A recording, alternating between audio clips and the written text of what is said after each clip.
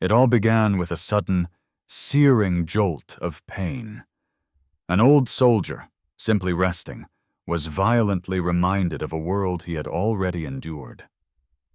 75-year-old Jack Harrison, a retired Army sergeant decorated for service in Afghanistan, was dozing on a weathered wooden bench in a peaceful community park. His cane leaned against the seat. A small rucksack and a folded, "Get up, old man," Tom barked, his voice both arrogant and dismissive. Jack stirred, confused and weary, his ribs still aching from old injuries.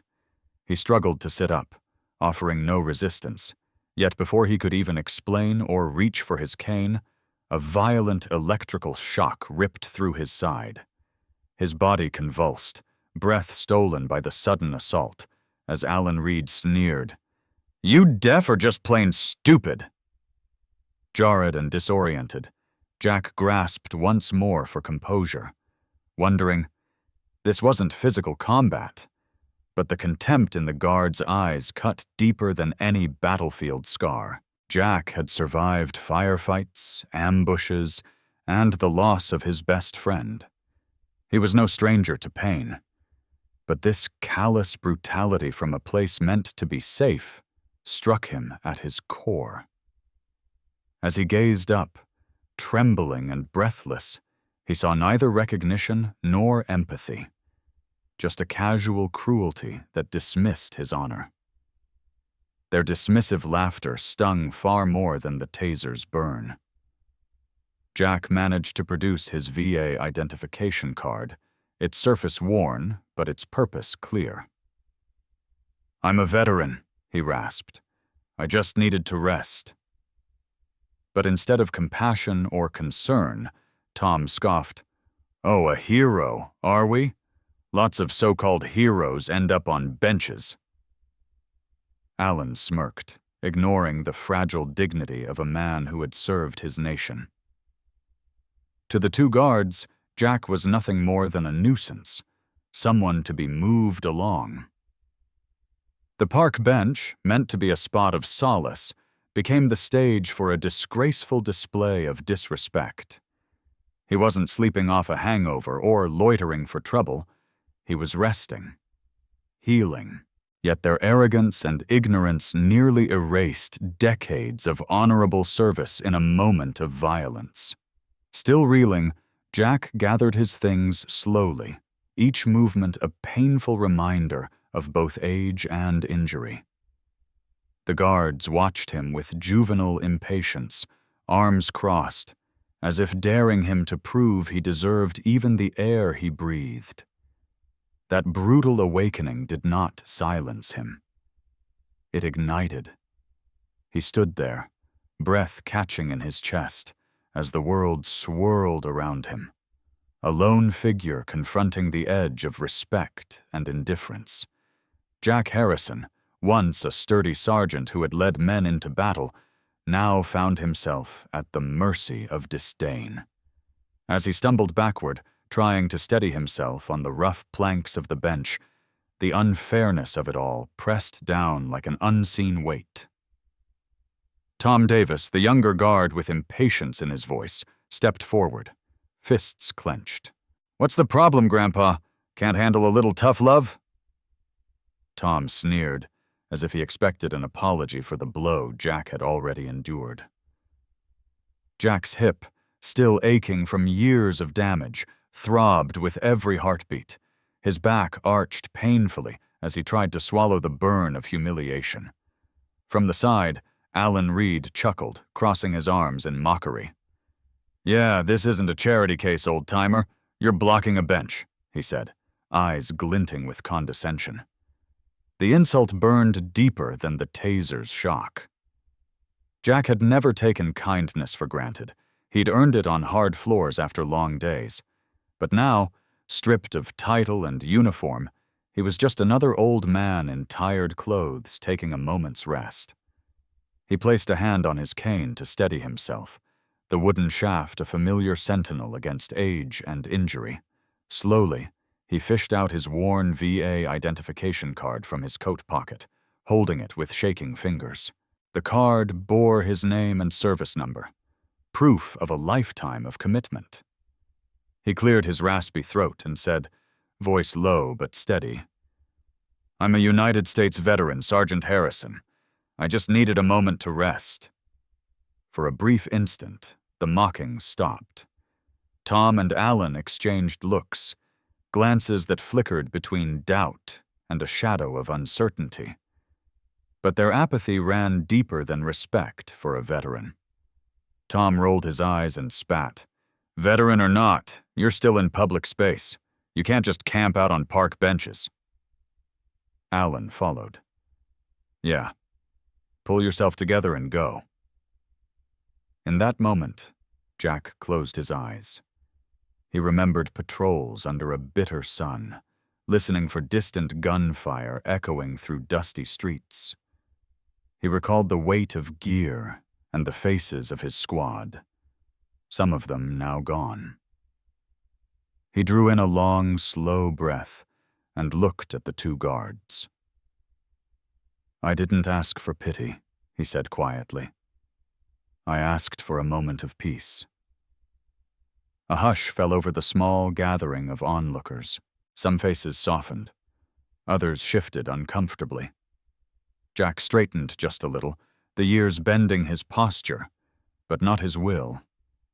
He added with quiet dignity, "I served because I believed in this country. I didn't expect medals for resting after giving everything I had." Tom opened his mouth, ready with another retort. But some part of him seemed uncertain. This wasn't the "with deliberate slowness." As Jack disappeared into the dappled shade of oak and elm, the guards were left holding the weight. The afternoon sun cast long shadows across the park's winding path, as Jack Harrison leaned heavily on his cane. Each step deliberate, yet struggling. His ribs still screamed with pain from the taser jolts, and his hip throbbed with a dull ache.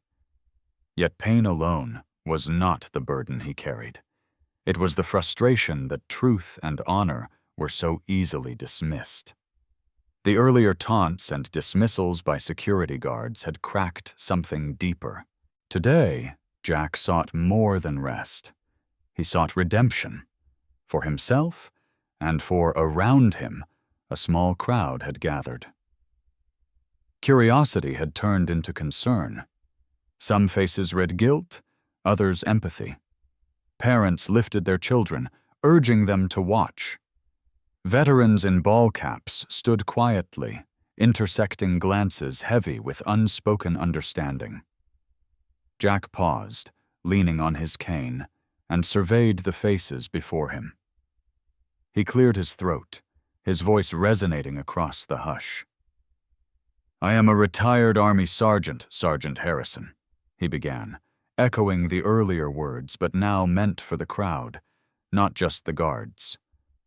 "I served this nation for over 30 years, through jungle wars, through deserts, through nights none of you experienced." His eyes traced the path toward the parking area. "But none of that matters now," he said, voice cracking with vulnerability. "Because walked down here today, not as a soldier, but as a man who needed a second of peace." He paused, letting the weight of his words settle. The crowd softened. He continued. "They took that away. They called me lazy. They dismissed the scars that still ache. They said I looked fine.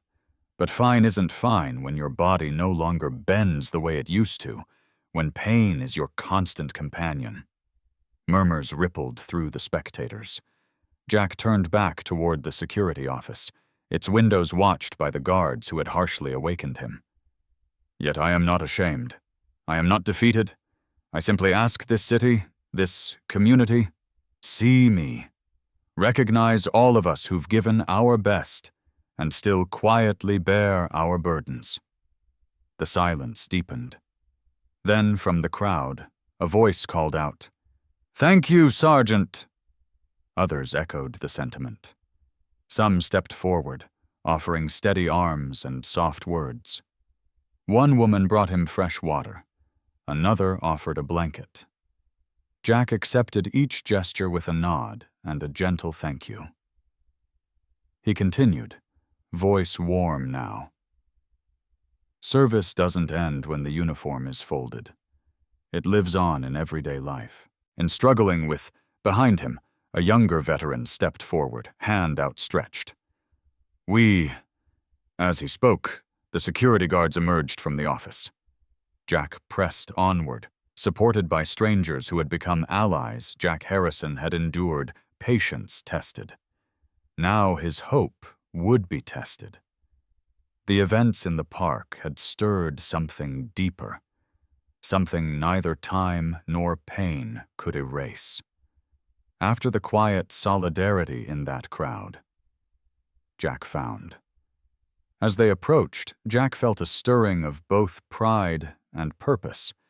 He knew this moment wasn't just about himself, but about every veteran who walks among society after giving their all. General Boone greeted him with an easy nod. "Jack," he said, offering a steady arm, "thank you for your courage today." Jack nodded in their destination, City Hall. There, in the council chambers, Boone had arranged a special meeting. Officials, journalists, and community leaders were present, some out of duty, others out of genuine concern. When Jack entered, leaning slightly on Boone, he felt the room shift.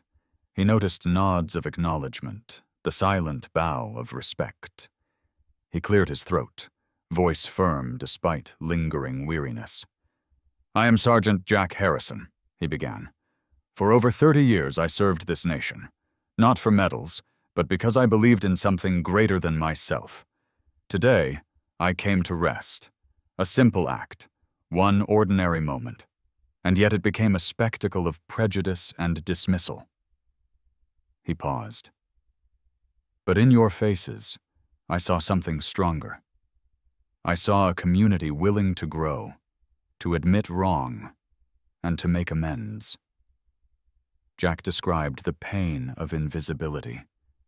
How invisible wounds, arthritis, PTSD. General Boone stepped forward. "The city pledges today to honor." Jack nodded. That promise, seeded in humility, bloomed into journalists' scribbled. Veterans in the audience breathed easier. Jack's heart clenched.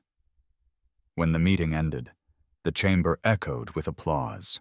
Jack's cane tapped steadily as he, outside, a plaque already awaited in the park.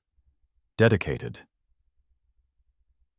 As they departed, Jack placed his cane aside briefly and saluted the city officials. A gesture quiet but profound. At that moment, as Jack descended from the podium, he noticed a small group waiting by the park entrance.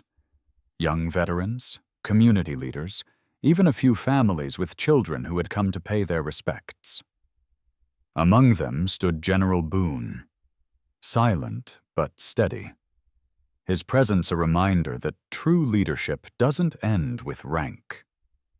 It lives in accountability and compassion.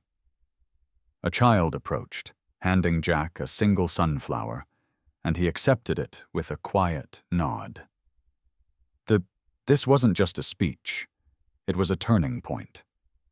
Jack realized that the wounds we carry, visible or not, deserve acknowledgement. And that respect isn't a privilege, but a basic right. Today's pledge to train park staff and city personnel wasn't just policy. It was a promise born from pain and forgiveness. Chatyam. True honor is shown not through grand ceremonies, but in everyday actions. A respectful greeting, a caring glance, a willingness to understand. If this moved you, drop a comment with the word honor and share a moment where someone subscribe. Join us for more real stories that remind us what community, empathy,